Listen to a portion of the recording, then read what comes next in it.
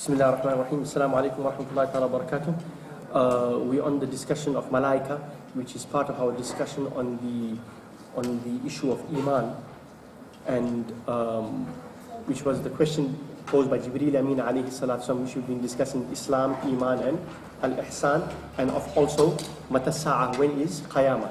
So we're on the discussion of Iman. We've already spoken on Amantu Billah. Now we're on the discussion of Wa Malaikati.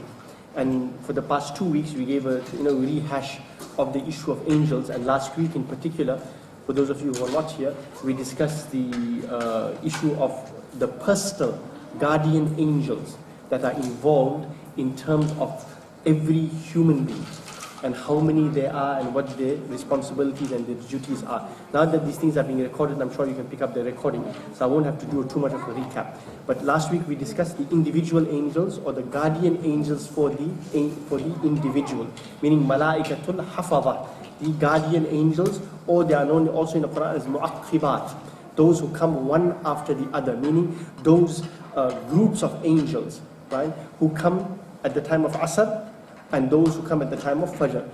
Those Malaika who came at the time of Asr leave at the time of Fajr, and those who come at the time of Fajr leave at the time of Salatul Asr. And the Holy Prophet ﷺ, in the lengthy hadith which is narrated by Ibn Jarir Tabari, said to Sayyidina Usman ibn Affan radiallahu ta'ala anhu, that all in all, if you count all of them, there are 10 for the morning and 10 for the evening. So all in a space of 24 hours, you have 20 guardian angels who have been appointed by Allah subhanahu wa ta'ala for your personal protection.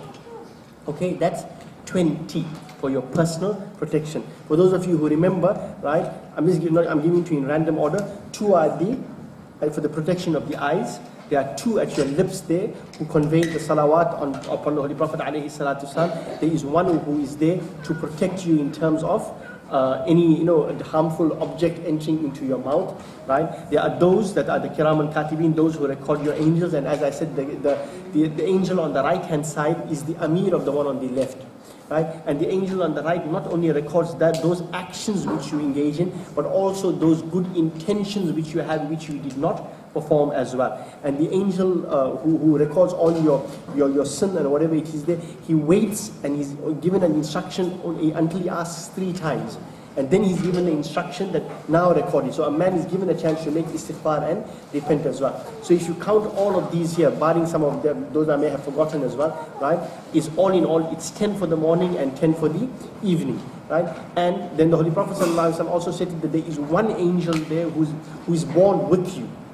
There is 1 angel that is born with you, as there is a devil which is born, a shaitan which is born with you. So these are some of the angels that are engaged in one's personal protection and one's personal interaction, which Allah subhanahu wa ta'ala has sent for your own personal protection, because He knows that your greatest enemy is Iblis, that you can't even see. Therefore He has these Malaikatul Hafadha, these guardian angels there to protect you. Now that we've discussed in detail last week, so we're not going to go into the angels who are your guardian angels. Now we go on to a different section, which is the angels who are part and parcel of the interaction between human beings and the Malaika. But we don't interact with them, they interact with us. And these are the Malaika that are there primarily, who've been discharged by Allah subhanahu wa ta'ala to be there and be witness and be participants with us, and be part of the process with us, especially when we are engaged in acts of ibadah, acts of worship.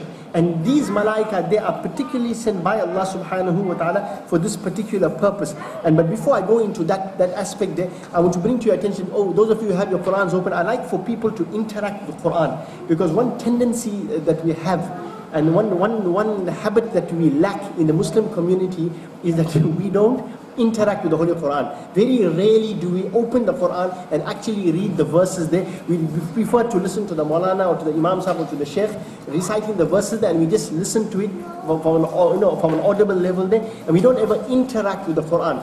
Now if you look at the Christians in particular, you will see them constantly interacting with the Bible. They always keep the Bible in their hand. They always interact with the Bible. The priest will tell him, open up to chapter this and chapter that, or open up to whatever it is, and so on.